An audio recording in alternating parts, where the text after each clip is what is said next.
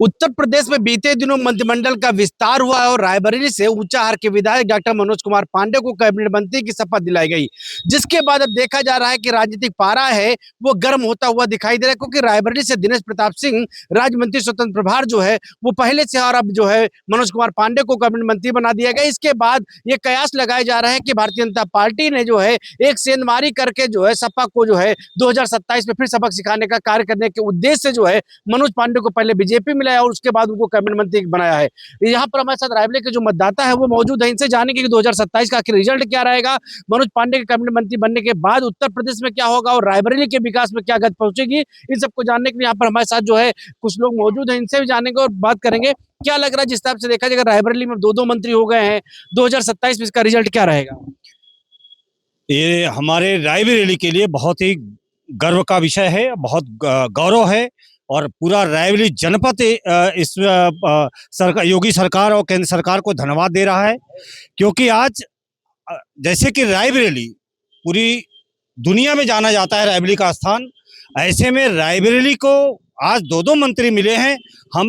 मैं तो कहता हूं इसको राजनीतिक परिदृश्य से हटा करके अगर देखा जाए तो आम जनता के लिए भी बहुत अच्छा गर्व का विषय है कि रायबरेली शहर से हमको, रायबरेली जिले से दो मंत्री मिले हैं। क्या लग रहा है मनोज पांडे के जो है कैबिनेट मंत्री बनने से भारतीय जनता पार्टी को 2027 में क्या देखने को मिले? क्योंकि अगर रायबरेली की बात करें तो रायबरेली में 2 सीटें जो है भारतीय जनता पार्टी के खाते में रही हैं। देखिए, रायबरेली अब की बार 2027 के चुनाव में पूरी तरीके से पूरी सीटें भारतीय जनता पार्टी को मिलेंगी, क्योंकि अब पहली बार ऐसा हुआ है कि रायबरेली को दो मंत्री मिले हैं और एक मंत्री पहले से कार्य कर रहा है और दूसरा मंत्री आया है, तो निश्चित ही विकास की रफ्तार बढ़ेगी और दोनों मंत्री साथ मिलकर रायबरेली को ऐसी विकास की रफ्तार पकड़ाएंगे कि 5 की 5 विधानसभा हमको मिलेंगी। और भी कुछ लोग इनसे जाने क्या लग रहा है, जिस हिसाब से देखा जाए कि जो है दो मंत्री हो गए रायबरेली में, 2027 की रिजल्ट कैसा होगा? 2027 का रिजल्ट अच्छा आएगा जो भी होगा, लेकिन सबसे खुशी की बात यह है रायबरेली लोगों की, रायबरेली को दो मंत्री मिले, जो बहुत कम जगह किसी को मिलते हैं कि दो मंत्री, एक ही शहर के दो मंत्री। और मनोज कुमार पांडे साहब जो है पहले समाजवादी पार्टी में यहाँ चेयरमैन थे, उन्होंने बहुत विकास किया था, अब रायबरेली का और भी विकास करेंगे वो। क्या लग रहा है, जिस हिसाब से देखा जाए कि जो है समाजवादी पार्टी में मनोज पांडे थे और विधायक का चुनाव जीते, उसके बाद भारतीय जनता पार्टी में और अब कैबिनेट मंत्री बना दिए गए, ब्राह्मण चेहरे के रूप में उनको देखा जाता है, कितनी सेंधमारी होगी 2027 में? नहीं, इनको जो है गद्दारी का तो ताजपोशी मिली है। जैसे इन्होंने गद्दारी किया है, समाजवादी पार्टी में इन्होंने थे, ऊंचाहार की विधानसभा में जब इन्होंने चुनाव जीता है तो समाजवादी पार्टी की ही देन से जीते, वहां के लोगों ने जिताया, उनके ऊपर भरोसा जताया था कि समाजवादी पार्टी के लिए वोट देना, कि ना कि मनोज कुमार पांडे को वोट दिए थे, वो समाजवादी पार्टी को दिए थे। उसी विश्वास के साथ इन्होंने, पर जिस तरीके से उन्होंने घोतागौर किया, उन्होंने अपने घर में ही सेंध लगाया, ये कहीं न कहीं गलत है और जनता सब जानती है। आजकल जनता बहुत जागरूक हो चुकी है, ये सब तो जान चुके हैं कि जिस तरीके से इन्होंने क्रॉस वोटिंग करके पार्टी के साथ गद्दारी किया, और गद्दारी पार्टी के साथ नहीं, कहीं कहीं से ऊंचाहार विधानसभा के लोगों के बीच में हुआ।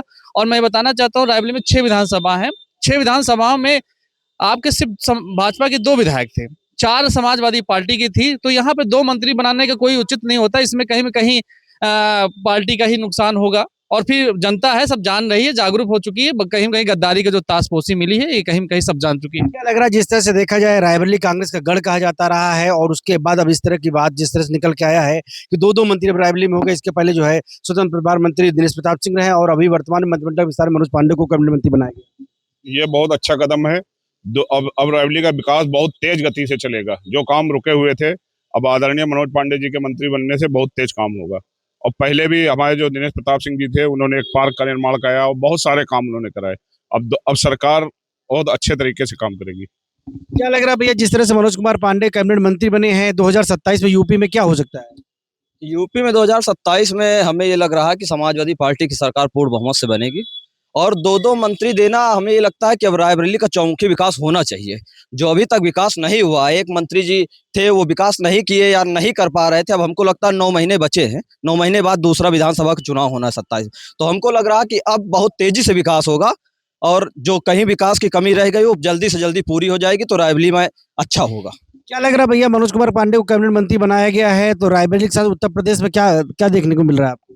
जैसा कि हमें ये महसूस हो रहा है कि आज भाजपा सरकार में आपसी मतभेद होने के कारण एक जिले से दो मंत्री बना दिए गए हैं। पहले स्वतंत्र प्रभार बनाया गया, उसके बाद कैबिनेट मंत्री बना दिया गया। ये दर्शाता है कि इन लोगों में आपस में ही खींचातानी लगी हुई है। इसी खींचातानी के कारण हमारे रायबरेली का विकास बहुत पीछे चला जा रहा है। माननीय मुख्यमंत्री जी को चाहिए कि यहाँ पर बहुत ही सक्रिय कार्यकर्ता या पदाधिकारी होने चाहिए जो कि जनता की आवाज को सुन सकें और हमारे जिले का विकास हो सके।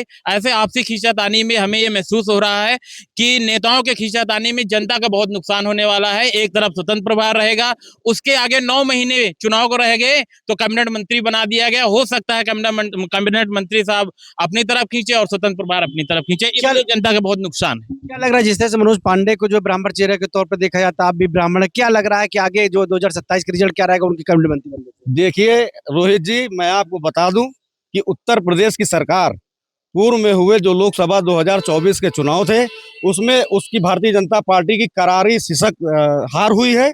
उसको देखते हुए ये किसी व्यक्ति की कोई अपनी उपयोगिता या वो नहीं है जो बनाए गए हैं। खाली उत्तर प्रदेश की सरकार ने देखा है कि अब की बार पीडीओ को कैसे फेल करना है।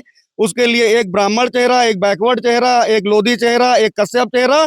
तो ये जो पीडीए को फेल करने की इनकी साजिश है, पूरा उत्तर प्रदेश, पूरा रायबरेली जानता है। जिन जिन लोगों ने मंत्री पद की शपथ ली है, नगर पालिका के चुनाव में उनका क्या हाल हुआ, रायबरेली के शहर की जनता ने क्या किया। और आज की डेट में उत्तर प्रदेश में पूरब से लेकर पश्चिम तक, उत्तर से लेकर दक्षिण तक पूरा ब्राह्मण कह रहा है कि अब की बार हम समाजवादी पार्टी की सरकार की तरफ जाएंगे, अखिलेश यादव को मुख्यमंत्री बनाएंगे। बिहार भी जीते, पश्चिम बंगाल भी जीते। अब रोना रो रहे हैं कि डीजल न लेना, पेट्रोल मत लेना, रिफाइंड न लेना, सोना न लेना, विदेश न जाना। चुनाव बीत गए ना। ये उत्तर प्रदेश की जनता देख रही कि बंगाल होने के चुनाव होने के बाद मोदी और योगी जी किस तरह के भाषण दे रहे हैं।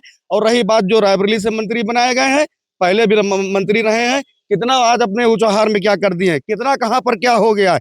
ये सिर्फ जो है जातीय समीकरण बैठाने का एक खेल है उत्तर प्रदेश की सरकार का, भारतीय जनता पार्टी का, योगी जी का, मोदी जी का।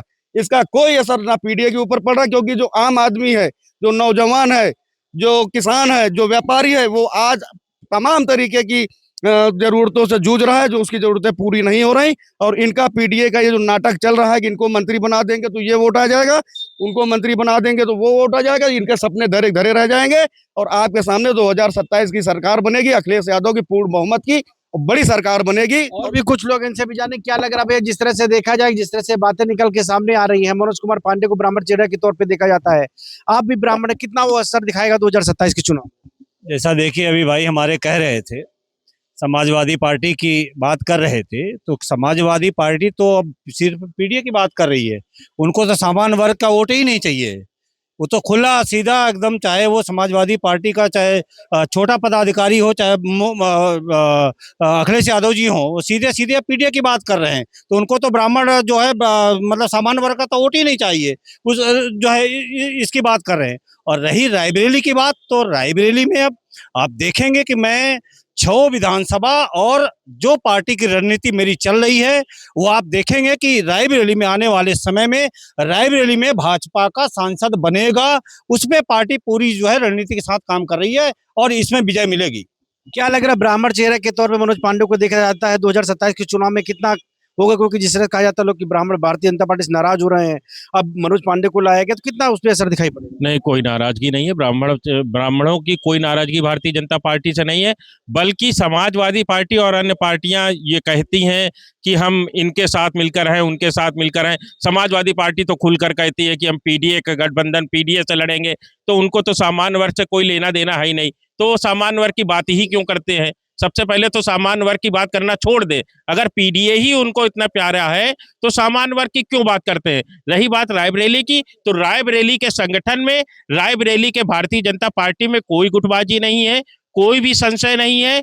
रायबरेली का संगठन पहले भी एक था, अभी भी एक है और बेहतरीन कार्य करेगा। जो विकास होना चाहिए वो विकास रफ्तार से रायबरेली में हो रहा है। यहाँ पे देख सकते हैं जो लोग मौजूद हैं, उनका खासतौर पर कहता है जिस तरह से बातें निकल के सामने आई हैं, कुछ लोगों का ये दावा है कि मनोज पांडे के आने से जो है भारतीय जनता पार्टी उत्तर प्रदेश में मजबूत होगी। वहीं कुछ लोगों का साफ तौर पर कहना है कि मनोज पांडे के आने से जो है पीडीए जो जिस तरह से भारतीय जनता पार्टी ने जो मंत्रिमंडल का विस्तार किया, उस पर जिस तरह से पीडीए जो है चक्र उस पर देखा है, उसकी तरह से विस्तार हुआ, उस पर कोई असर नहीं देखने को मिला, या ऐसा कुछ लोगों का भी कहना है। तो कहीं ना कहीं रायबरेली में जो है मिला जुला असर जरूर देखने को मिला है। तो अब 2027 चुनाव में तय होगा आखिर जो रायबरेली की जनता या उत्तर प्रदेश की जनता है वो किधर मूवमेंट करेगी और क्या रिजल्ट निकल के आएगा, तो ये तो आने वाला समय बताएगा। रोहित मिश्रा, भारत समाचार, रायबरेली।